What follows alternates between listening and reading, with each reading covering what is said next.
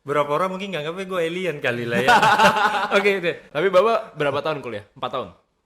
5 dong. Sayang banget kan.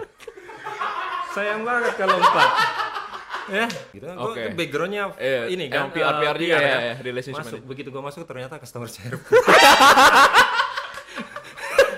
Gue CS loh aslinya. Tapi jujur ya Pak, saya kan otaknya juga lumayan kriminal ya Pak ya. Kelihatan.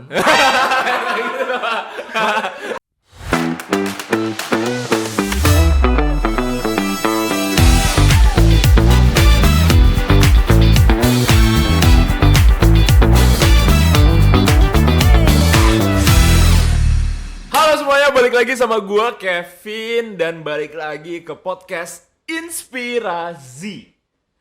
Nah, untuk topik kali ini kita akan ngebahas dengan seseorang yang mempunyai background dari anti-fraud management, legal dan compliance loh. Nah, itu kira-kira bakal siapa? Kita panggil aja sekarang Bapak Imam Subuki.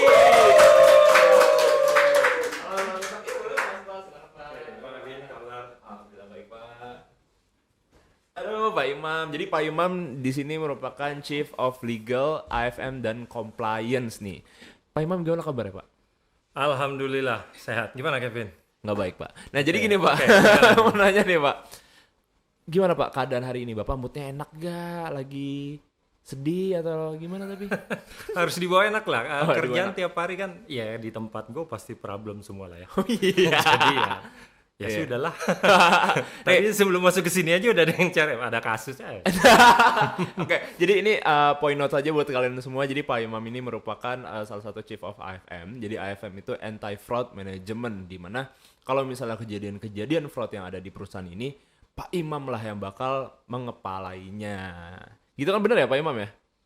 Ya, lebih baik sama saya aja lah. Baik sama Pak Imam aja. Oke. Nah sekarang kita bakal ke pertanyaan pertama nih. Oke, saya sih udah tahu ya Pak ya, latar belakang Bapak gimana. Cuma kan ini teman-teman semua yang ada di luar sana kan belum tahu nih background Bapak.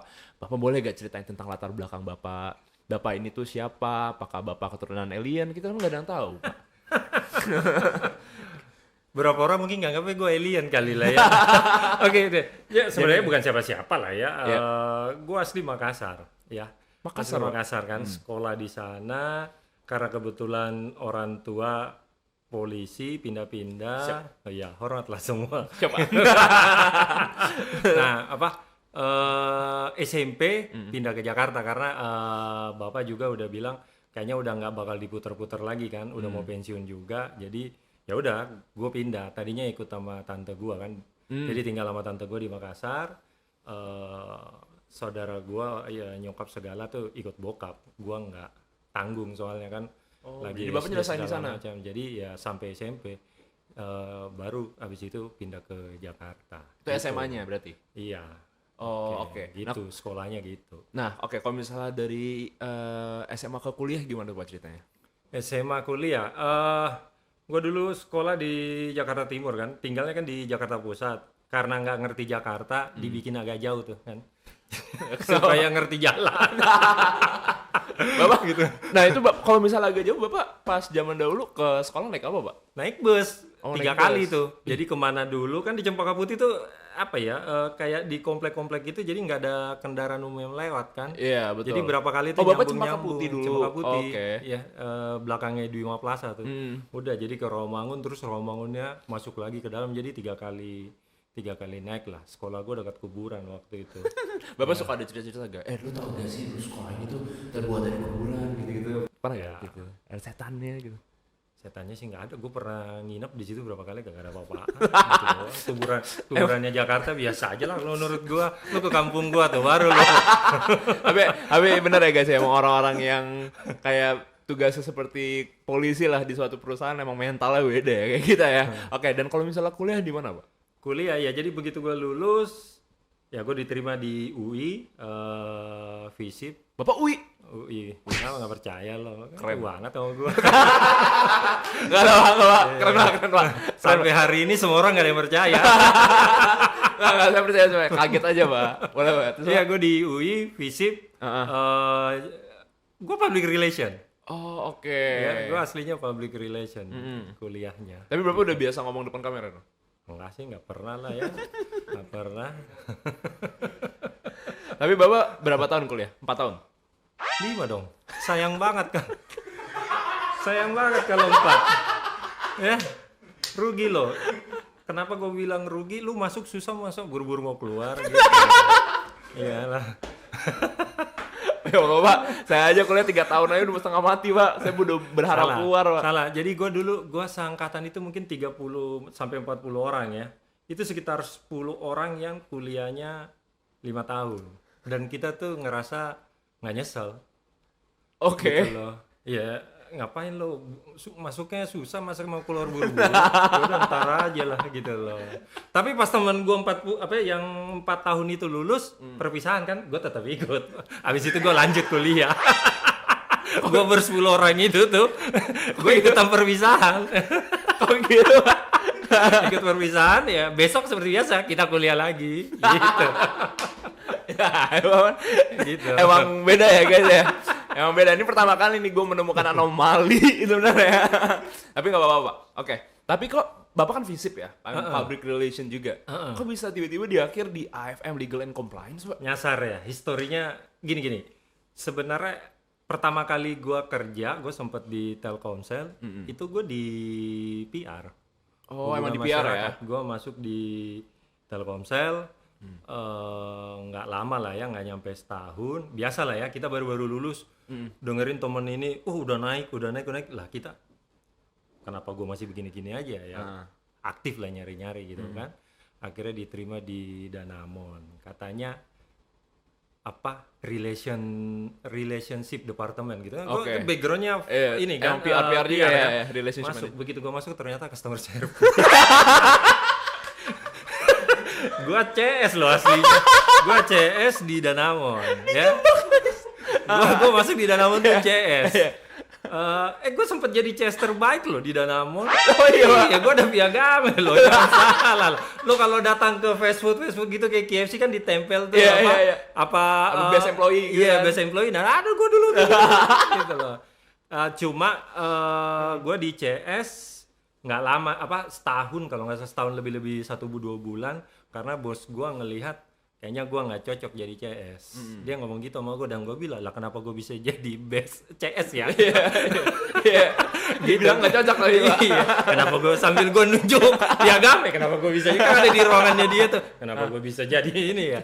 Terus dia bilang lu cocoknya itu ke risk management. Risk management itu kan ada beberapa ininya lagi, kayak fraud, Iya, kredit, segala macam. Lu cocoknya pindah ke risk management, Mam. Oh gitu ya. Ya. Baru-baru kerja, umur berapa, pasrah. Umur berapa ya? 20, mungkin 22, 23 lah ya. Wah, seumuran saya Pak. Iya. Saya juga dulu Lu masih di sini aja. Gitu lah. Parah nih. Iya. Jadi, gitu. Ya gue nggak ngerti apa-apa kan ya. Iya. Namanya baru setahunan kerja gitu kan. Ya hampir 2 tahun lah kalau dihitung yang di Telkomsel. Dipindah gue ke risk management, ternyata maksudnya itu bagian fraud. Oh, Bapak memang dapat fraud ya? Di situ gue dipindahin ke fraud. Kenapa gue dipindahin? Karena gue juga nggak tahu, cuma isu katanya lu kalau ngomong kan berisik banget, lo nggak cocok lo jadi CS segala macam, lu di fraud aja sana teriak-teriak. Ya udah masuklah ke bagian fraud di Danamon, waktu itu kartu kredit. Nah disitulah gue mengawali karir gue sebagai seorang anti fraud. Gitu. Padahal gue cita-citanya dulu PR loh, gitu kan. Bapak pengen PR. Memang pengen jadi PR, nyasar jadi CS, ya nyasar jadi anti fraud. Bapak masih mau jadi PR? Enggak lah, ngapain? Udah kayak begini. Nggak tahu, Pak. Setelannya udah kayak gini, Nggak susah tahu. gua ntar. Tapi kan oke, kita ngerti lah mengenai AFM ya, anti fraud kan.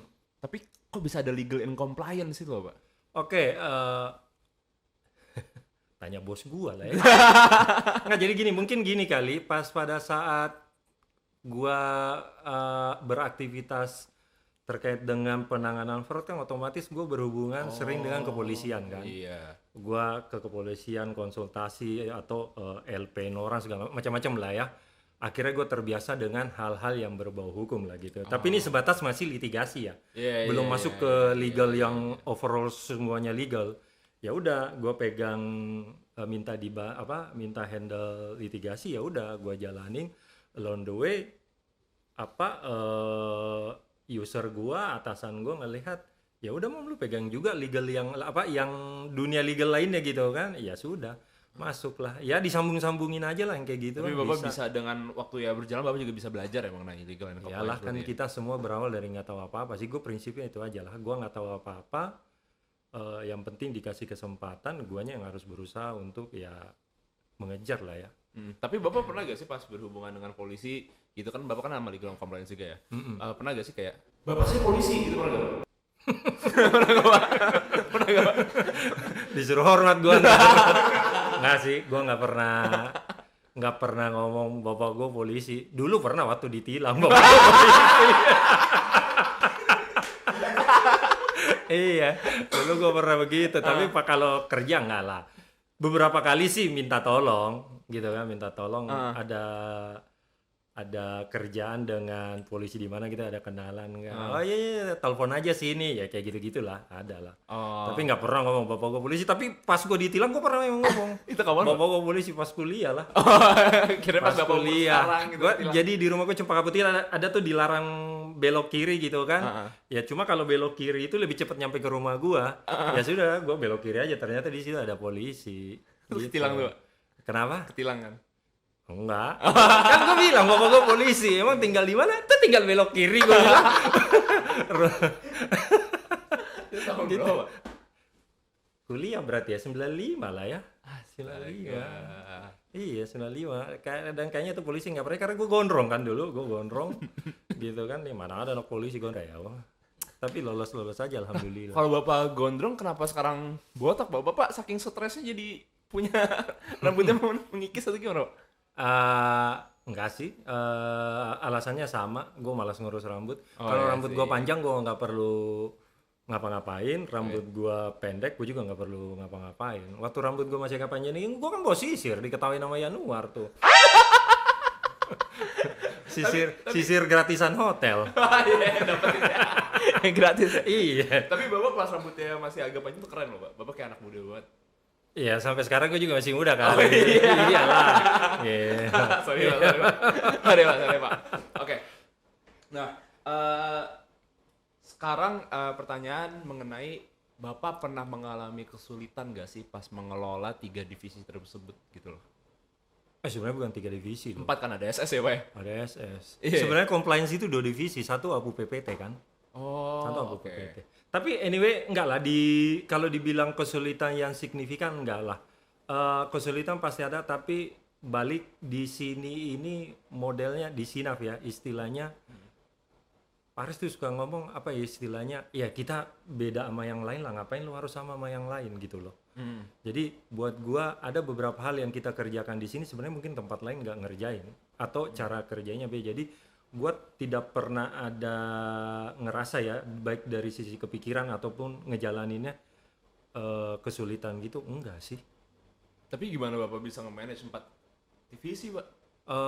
Pada level tertentu pekerjaan lu bukan apa ya, bukan mengetahui pekerjaannya ngapain sih, tapi lebih kepada leadership lu bagaimana. Kan di situ udah ada kepala divisinya, ada kepala departemennya, ada staffnya segala macam. Bagaimana lu berkomunikasi, bagaimana lu bergaul dengan mereka, gitu kan? Secara tidak langsung lu akan belajar dengan mereka. Itu aja sih. Jadi bukan juga mau ngeremehin sih, gitu kan? Tapi gue bilang pada level tertentu sebenarnya bukan skill teknik yang dibutuhkan, tapi leadership. Bagaimana lu mengerahkan, dan ilmu ini nih, ilmu tempat kerja gue kan ilmu apa ya, common sense. Walaupun secara hukum ada undang-undang ya kan, tapi undang-undang itu kan yang bikin manusia, artinya apa? Ya common sense juga sih, gitu loh. Jadi secara kesulitan berarti sih nggak ada, tetapi kalau dibilang kesulitan pasti ada. Tapi kalau yang istilahnya signifikan banget, nggak ini sih, nggak ada terlalu. Paling kalau terkait dengan corporate legal yang action ya, karena kan itu memang udah ada aturan-aturannya, which is gue kan waktu itu nggak tahu kalau mau ngadain RUPS harus bagaimana, undangannya berapa hari sebelumnya, kayak gitu-gitu kan gue nggak tahu. Tapi kalau dibilang apa pesertanya berapa, quorum atau enggak, itu kan sesuatu yang umum ya. Tapi kalau cara undangannya harus tertulis berapa hari sebelumnya, ya itu gue harus pelajarin sih. Berapa tahun Pak udah jadi chief? 2021. 2021 iya, ya? hadiah COVID. Hadiah. Hadiah COVID, iya. Hadiah COVID lah buat gua. Naik gitu. jabatan ya, Pak? Naik jabatan, tapi gua nggak ngerasain, masa gua promosi tapi nggak di kantor gitu kan, nggak ada orang-orang. Ya emang beda sih zaman COVID. Tapi pernah gak sih Pak dari 4 divisi ini mempunyai masalah, maksudnya beda-beda ya masalahnya, tapi 4 divisi ini mempunyai masalah nih, dan Bapak harus nge-manage 4 ini. Pernah gak kayak gitu? Ya, At the same sampai saat ini masih begitu sih. Masih kayak gitu Pak? Masalah akan selalu bermunculan di setiap divisi. Maksud gua dinamikanya kan. Perusahaan kita kan agresif banget ya. Sikap agresif banget. Otomatis tempat gua tuh kan bagian support, pasti akan terimpact gitu loh. Contoh ya paling gampang kalau contoh di SS perlu tempat. Ini nambah karyawan mau ditaruh di mana gitu kan. Kalau masalah hukum nggak usah ditanya, selama kita berbisnis model seperti inilah pasti akan rentan berhubungan terus. Compliance kita ya gimana caranya memastikan operasional kita comply dengan aturannya OJK, anti fraud ya. Bisnis kita bisnis finansial, uang kan, orang akan tertarik ya tanda kutip melakukan fraud gitu loh. Jadi setiap hari akan bersamaan tuh gitu loh. Tinggal kalau ditanya gimana ngehandle-nya ya dijalanin aja, paling ya yang apes-apes yang datang belakangan gitu kan. Misalnya AFM duluan update kan gue masih segar kali gitu kan ya. Masuk SS gue masih segar. Belakangan misalnya udah 3 nih, datang lagi Januar, gue udah penuh kali ya. Mungkin Januar yang dapat siksa-siksa dari gue kali ya. Gitu sih. Tapi stress manajemennya yang Bapak lakui gimana Pak? Nggak sih, gue punya prinsip gini, lu kerja itu nggak ada yang enak ya. Lu dimanapun kerja tuh nggak ada yang enak. Gue pernah kerja di 7 perusahaan, nggak ada yang istilahnya Bapak ngomong harus ke kamera deh Pak. gitu ya. Semua kerjaan gak ada enak ya, jangan komplain mulu. Kayak gitu loh. Ya, gue pernah kerja di 7 perusahaan dan bukan perusahaan yang semuanya well known company gitu loh. Telkomsel, Danamon, Permata segala macam. Gue punya prinsip gini, lu kerja mencoba fun aja, belum tentu lu bisa fun. Apalagi lu kerja nggak mau happy, ya lu tambah stres yang ada. Kenapa? Jadi kalau lu perhatiin gue, kenapa gue suka ketawa, gue suka bercanda, siapapun yang melintas depan gue cela pasti. Pasti. Itu buat gue itu salah satu cara gue supaya gue happy dalam bekerja. Anak-anak gue sometimes gue panggil, lu sini, gue pengen ngobrol. Sebenarnya gue pengen nyela dia aja. Udah selesai, ya udah ya. Gue suruh keluar. Oke, thank you. Gitu loh. Buat gue hiburan. Dan kayaknya juga dia merasa happy. Bos gue ketawa sama gue gitu. Iyalah. Pasti dia juga akan senang sih. Ya sudahlah. Itu aja sih. Kalau dibilang stress management gue, itu aja udah. Gitu loh. Dan gue berusaha kerjaan itu nggak kebawa gitu loh. Ya walaupun pasti kebawa ya. Tapi gue berusaha itu supaya gue nggak terlalu stres lah. Gitu aja sih. Nah kan tadi kan Bapak, kita udah beberapa kali juga nih ngomongin soal fraud dan segala macam ya. Iya. Nih, saya pengen nanya pendapat Bapak. Arti dari integrity itu apa sih Pak menurut Bapak? Serius nih. Integrity gimana ya? Banyak orang bilang kan integrity apa sih? Udahlah jujur. Gitu kan. Integrity apa sih? Jangan bohong. Ya buat gue gini sih sebenarnya. Integrity itu adalah sesuatu yang benar menurut hati lo. Udah, hati lo nggak bisa lo bohongin. Gitu loh. Udah itu aja patokannya itu. Sesuatu yang benar menurut hati lo. Jadi akan sangat luas. Bukan cuma masalah bohong. Gitu loh. Bisa apapun ya Pak ya berarti? Bisa apapun. Lu konsisten itu bagian dari integrity. Kenapa gue bilang bagian dari integrity? Nyambung dengan gue bilang sesuatu yang benar menurut hati lo. Lu konsisten. Artinya gini. Anak buah lo telat lo omelin. Berarti lo harus konsisten, lo jangan telat. Udah itu aja. Pada saat lo telat, lo nganggap nggak apa-apa. Tapi pada saat anak buah lo telat, lo nganggap itu apa-apa. Yang lo nggak konsisten dong. Ya gue bilang integrity lo bermasalah. Lo bawa ke klinik 24 jam tuh kalau ada. Kalau ada ya. Kalau ada. Jadi makanya kalau ada yang nanya integrity itu apa, sangat luas. Jadi buat gua sesuatu yang benar menurut hati lo. Gua sih sangat yakin lah. Pada saat lu melakukan yang gue bilang tadi itu pasti hati lu bilang, gua sebenarnya juga telat. Gitu kan. Iya. Gitu, itu aja. Jadi itu akan apa ya, menyapu bersih semua lah. Kalau terkait dengan integrity kita coba kaitin dengan fraud ya, apapun yang lu lakukan dalam rangka pengen nge-fraud itu pasti hati lu tahu itu salah. Iya, benar kayak. Hah? Kalau misalnya ya Pak ya, ini gue pengen ngambil uang ini nih. Masa di otaknya tuh ngerasa bener tapi hatinya tuh kayak itu salah gak sih? Kayak Iya. gitu. Berarti dengerin kata hati aja berarti ya. Benar. Jadi apa yang menurut hati lo bilang ini benar, ya sudah, gitu loh. Itu integrity sih. Keren sih. Tapi gini sih Pak, emang di pekerjaan itu seberapa penting sih integrity Pak? Untuk kita orang-orang yang kerja kayak di kantoran seperti ini, mau dimanapun sih, mau di pekerjaan apapun, seberapa penting integrity menurut Bapak? Oke. Gue ambil lebih luas lagi bahkan sebenarnya seberapa penting integrity ini dalam hidup. Kalau dalam pekerjaan kan hanya skop kecil Iya, kecil dalam doang hidup ya. kita kan Iya. ya. Lu nggak punya integrity, berhenti hidup gue bilang. Iyalah. Iya. Kita ngomong pekerjaan seberapa penting integrity ini di kantor gitu kan. Gue pasti akan bilang penting. Buat ngejaga karir lo bisa bagus, perusahaan lo bisa bagus. Tapi gue mundurin, gue ambil sesuatu yang lebih luas.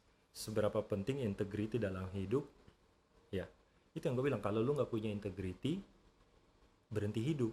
Lu nggak, misalnya lu cuma berintegritas di kantor misalnya yang terkait dengan pekerjaan, tapi di rumah lu nggak berintegrity. Contohnya apa? Misalnya gitu kan, let's say nyampe rumah lu membiarkan pasangan lo atau anak lo atau siapapun istilahnya kerja bersih rumah sendiri. Gue kan udah capek nyari duit, lu lah yang bersih kan. Nggak bisa begitu juga. Makanya gue bilang, apakah nanti istilahnya kehidupan lo akan bagus di rumah? Kan nggak juga jadinya kalau kayak gitu. Jadi gue bilang integritas itu harus ada dimanapun lo berada, dan itu nomor satu dalam hidup lo, gitu loh. Ini nggak ngomongin agama ya, Iya. gitu loh. Benar. Karena gelar gue masih sarjana sosial, bukan kiai. Ya. Tapi gitu. banyak Pak itu yang aku ngaku. Ya udah, orang nyari duit gimana sih lo? Masa orang nyari duit dilarang, kasihan. Nah, tapi kan balik lagi Kak, mengenai integrity kan yang kayak gitu. Mereka kan mengaku menjadi seseorang gitu loh. Nah, ya udah, makanya kan sebenarnya Iya. yang bisa menilai ini orang berintegritas atau enggak kan hati lo juga. Bukan istilahnya dari mata lo masuk ke hati kasarnya kan. Iya. Itu aja kan. Lu misalnya kan lu nggak bisa gini, nggak melulu masalah kayak melanggar hukum lah. Oh, tuh orang lu lihat mencuri, wah tuh orang nggak ada integritas, nggak begitu sih. Tapi seluruh perbuatannya gitu kan, yang istilahnya kita nggak bisa bilang itu ngelanggar hukum atau enggak ya. Iya, betul. Tapi lebih kepada betul. ada bisa masalah etika, masalah apa istilahnya sosial, macam-macam lah ya. Kan mata lo yang ngelihat, nanti hati lo yang menilai. Nilai ya. Gitu. Tapi kalau misalnya suatu perusahaan nih Pak, dia nggak punya integrity, what will happen ke perusahaan itu? Tutup.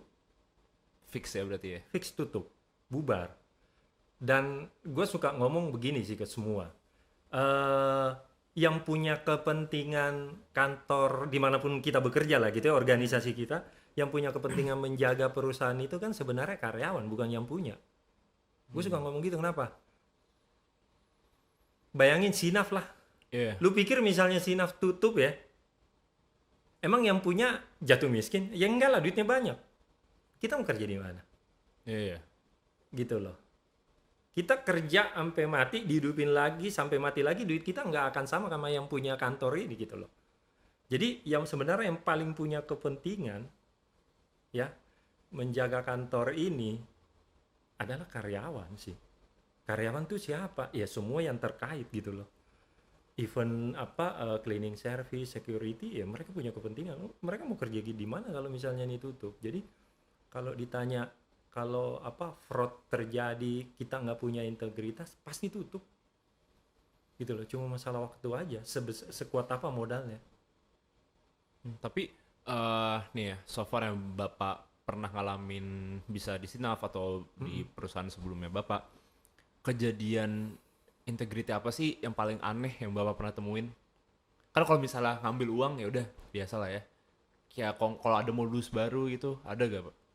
Sih sebenarnya gini kan, kalau kita bicara malsuin dokumen, nyuri gitu kan, sesuatu sebenarnya ya secara ini clear lah ya. Iya. Tapi kan sometimes ada yang lebih penting dari perbuatan kita, istilahnya itu masuk kategori, mungkin orang nggak bisa bilang masuk kategori fraud lah ya, tapi lebih kepada masalah integritas. Gini, pelanggaran integritas itu nggak melulu fraud ya. Iya makanya. Jadi dengan kita ngasih contoh yang nggak bagus ya, itu kan sebenarnya lu melakukan pelanggaran integriti, ngakal-ngakalin. Jadi kalau bicara malsuin gitu kan, nyuri, istilahnya aset kantor dijual macam-macam kayak gitu kan clear, kita bisa ini ya. Tapi Pernah kejadian Pak? kenapa? Aset kantor dijual? Ada banyak lah. Oh iya. Banyak lah, ada aja. Galon aku aja dibawa pulang ke rumah. Gua pernah. Astaga, bisa gitu Pak? Iya iyalah. Gua dulu ada ya maksudnya ban mobil aja ditukar gitu loh. Ban mobil kendaraan operasional gitu kan. Dijual masih bagus gitu kan, kembangnya gitu kan, dijual, beli yang lumayan kan 100.000 200.000 gitu loh. Itu ketahuannya gimana Pak? Kenapa? Ya bagian umum kan rutin ngecek. Tapi bukan di sini ya, di tempat sebelumnya ada. Jadi maksud gini, nggak melulu kayak misalnya yang terstruktur gitu, enggak lah, yang sporadis banyak gitu loh. Ya itu ban mobil, kepikiran nggak usah jauh-jauh. Pertama kali gue join di Sinaf, fraud pertama yang masuk ke gue yang gue dengar adalah salah satu karyawan kita markup beli pulsa. Jadi waktu itu katanya telepon kantor rusak, jadi pakai handphone. Jadi beli pulsanya lupa, belinya 50.000, klaimnya 150.000 apa berapa gue lupa. Gila nggak? Itu, waduh. Gila, ya ada tuh. Jadi maksudnya gini sih, kalau yang kayak gitu-gitu clear lah, memang salah lah ya. Tapi sebenarnya ya yang perlu kita pikirin kalau terkait fraud itu, kayak lu ngakal-ngakalin peraturan tuh. Ngakal-ngakalin peraturan ya, supaya lu dapat keuntungan pribadi. Itu yang gue lebih khawatir sama hal-hal yang seperti itu. Lu malsuin KTP, malsuin nomor telepon, clear gitu kan. Tapi sometimes ada beberapa peraturan lu coba akal-akalin supaya lu istilahnya bisa dapat lah sama yang lu mau gitu loh. Itu yang bahaya lah ya. Ngakal-ngakalin. Tapi tipe fraud yang ada di perusahaan kayak kita gitu apa aja sih Pak biasanya emang? Oke, kalau bicara bisnisnya kita lah ya, bisnis kita yang pasti paling depan lah ya. Manipulasi dokumen pengajuan kredit. Itu udah paling banyak, itu banyak banget. Emang manipulasinya gimana Pak emang? Malsuin nomor handphone, malsuin email, kemudian KTP, sebenarnya bukan KTP palsu ya, nyuri KTP orang data ya? orang dia masukin gitu loh, oke. kayak gitu. Itu tuh yang paling gampang lah ya, yang kejadian di kita di Masukin depan. dokumen kan maksudnya itu nggak masuk incoming ke kita juga Pak, itu keuntungan buat orang yang malsuinnya apa? Kan macam-macam kan, istilahnya let's say lah unitnya bukan buat dia, tapi kan dari sisi pencapaiannya, yang penting go live, yang penting approve.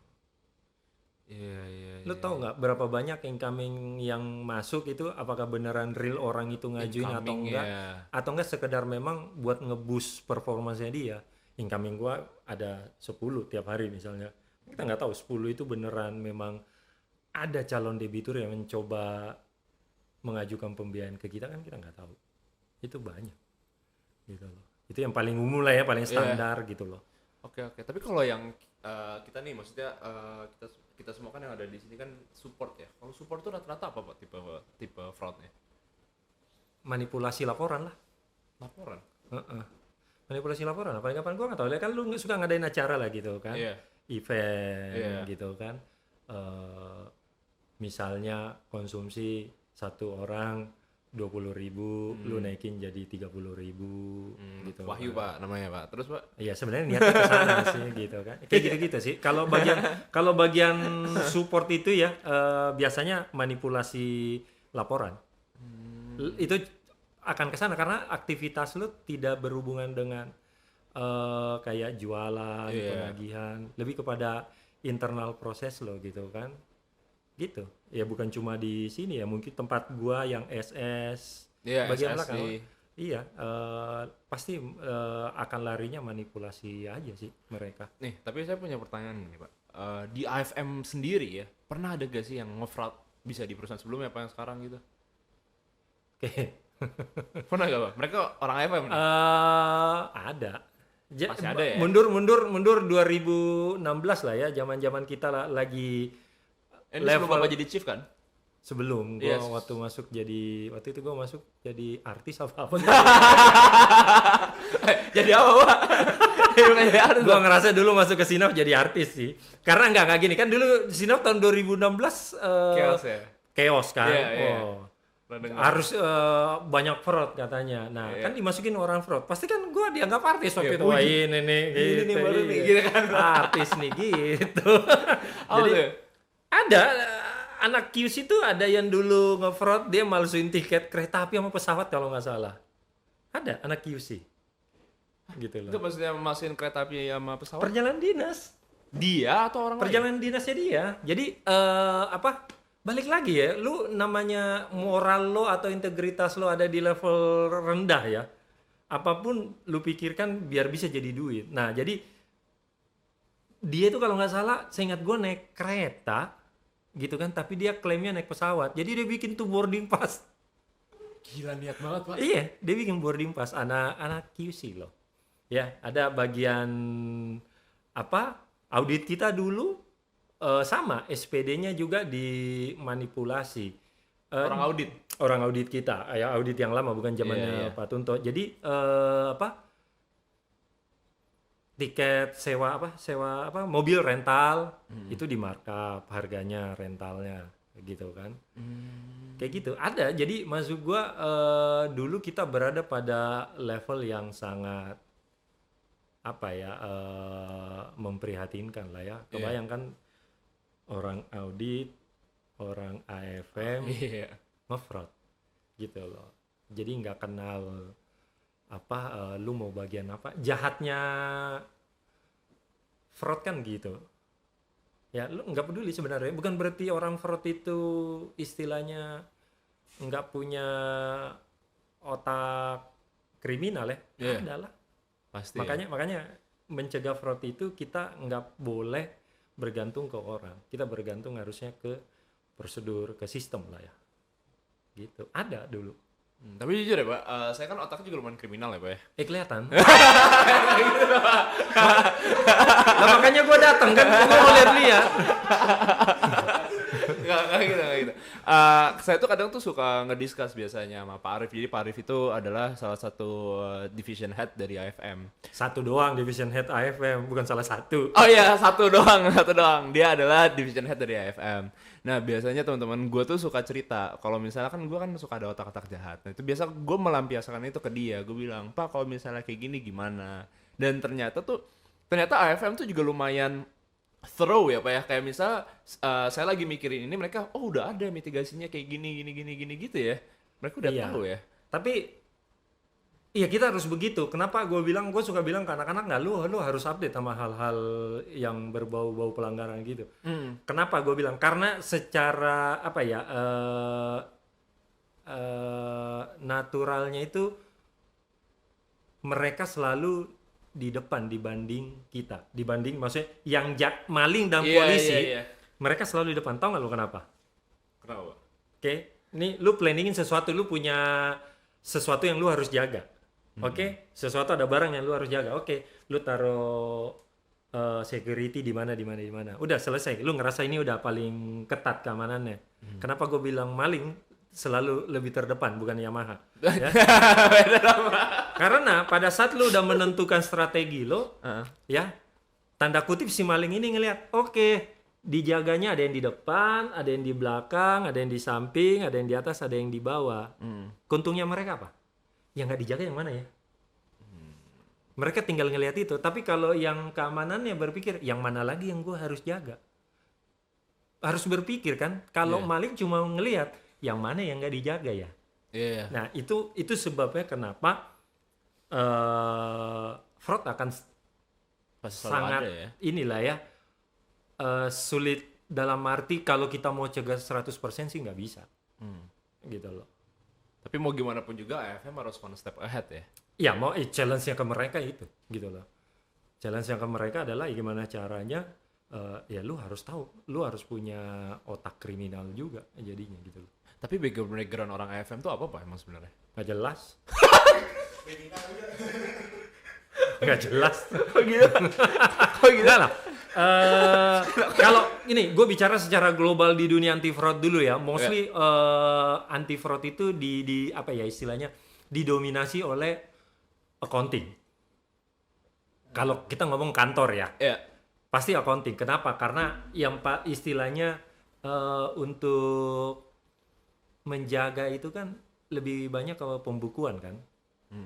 Nah makanya kenapa kebanyakan orang-orang ini fraud sebenarnya asal usulnya dari accounting gitu loh. Tapi bicara kalau kita di dunia perbankan ataupun finance ini ya campur sih. Akhirnya nggak ada yang spesifik misalnya harus accounting gitu kan, harus hukum, enggak sih.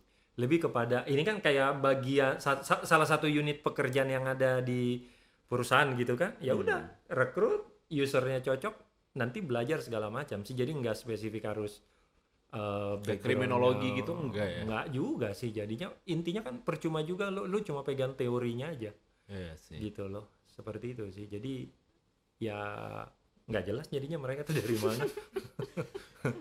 Lebih kepada artinya gini ya, masing-masing pekerjaan punya effort lah ya, masing-masing pekerjaan punya risiko, tapi anyway untuk pekerjaan fraud nggak perlu spesifik harus dari mana sih. Kecuali kita mau, let's say gue bilang ke anak-anak, coba periksa finance ya, mau nggak mau yang punya background accounting yang terlibat ikut di tim itu, kalau nggak repot. Tapi anyway sekarang gue ngeliat ke depan, kalau bicara ke depannya dunia anti fraud sih IT sih. IT malah ya. IT iya, IT. Karena kebanyakan ya semua dengan digital kan. Mau nggak mau ya nggak perlu orang rame-rame nyari maling gitu kan. Ya istilahnya by system aja gitu loh. Kedepannya sih gue ngerasa begitu. Tapi toh walaupun lu punya background teknologi di IT segala macam, tapi kalau lu nggak punya nature-nya ngelihat penjahat itu seperti apa, ya akan susah juga. Tapi Bapak nggak ada kepikiran pengen ada MTAFM gitu? MDPAFM? Gitu ya. Yang maksudnya anak-anak fresh graduate yang bener-bener baru lulus tapi emang dididik untuk menemukan hal-hal kayak gitu loh, otak-otak licik gitu. Udah mulai masuk dalam pikiran gue sih, tapi saat ini gue belum mau. Ya ada beberapa hal yang ya cukup gue yang tahu, kenapa gue belum mau sih. Sifatnya masih konfidensial sih, kenapa gue belum pengen ada istilahnya developing program buat anti fraud. Ntar aja lah. Karena kan maksudnya Sinaf kan juga makin besar, kita juga lumayan cepat kan growth-nya juga. Iya sih, Harus tapi bisa lihatlah loh, ke Pak. depannya gimana. Tapi Kenapa lu mau ke AFM? boleh ya Pak.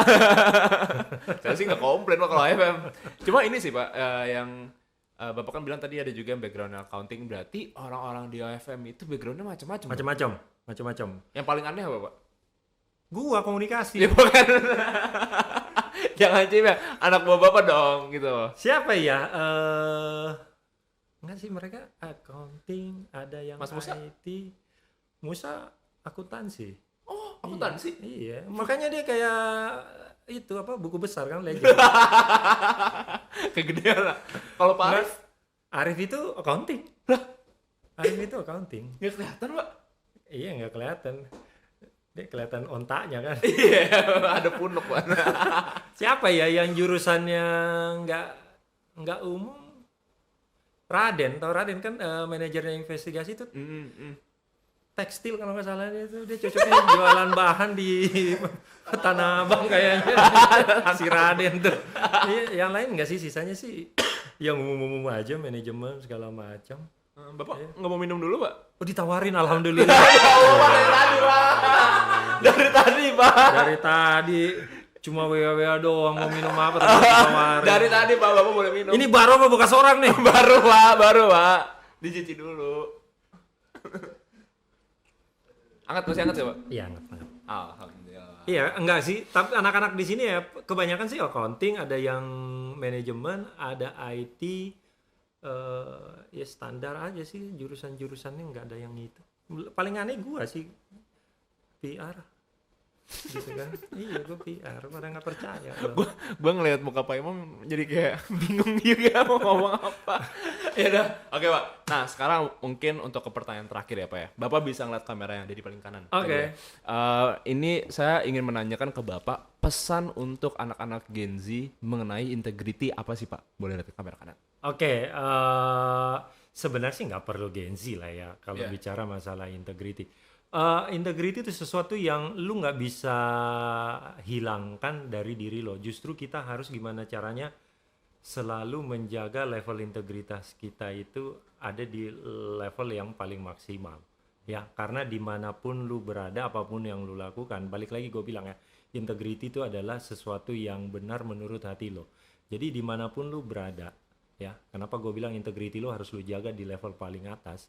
Dimanapun lu berada, kalau integritas lo ada di level rendah, lu tidak akan sukses. Dimanapun, mau dunia kerja, dunia apa ya, gaul lo atau rumah lo atau permainan lo, tidak akan bisa sukses lo. Jadi balik, semua kita pengen sukses kan dalam segala hal. Jadi gue bilang integritas harus lu bawa terus, harus lu jaga untuk berada di level yang paling maksimal. Karena itu yang akan menopang lu untuk sukses. Kalau integritas lu rendah, ya sudah, lu nggak akan sukses. Ya, sukses itu balik ya, gue bilang nggak masalah di materi aja ya. Jadi kalau lu mau sukses hidup lo, ya integritas lo harus lo taruh di level yang paling atas. Itu yang nomor satu. Udah, skill yang lain-lainnya akan menyusul. Itu aja sih pesan dari gue. Cakep sih, Pak. Keren. Keren. Tepuk tangan. Langsung patenin di Google ya, itu punya gua. Copyright. Oke. Nah, sekarang teman-teman semua, sekarang kita langsung lanjut ke segmen terakhir, yaitu adalah review barang dari Gen Z.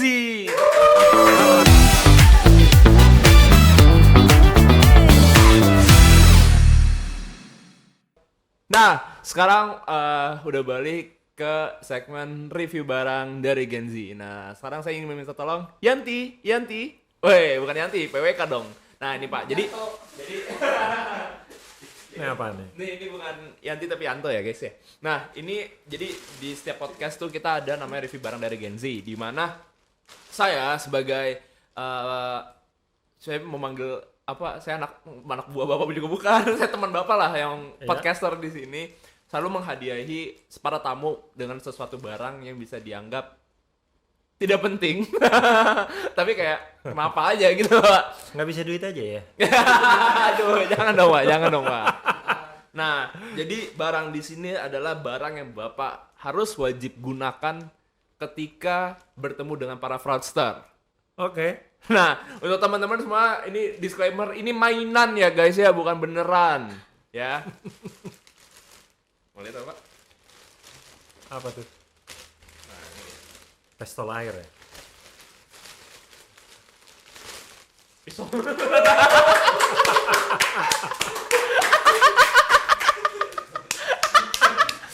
Ini mainan ya guys ya. Lihat nih plastiknya nih.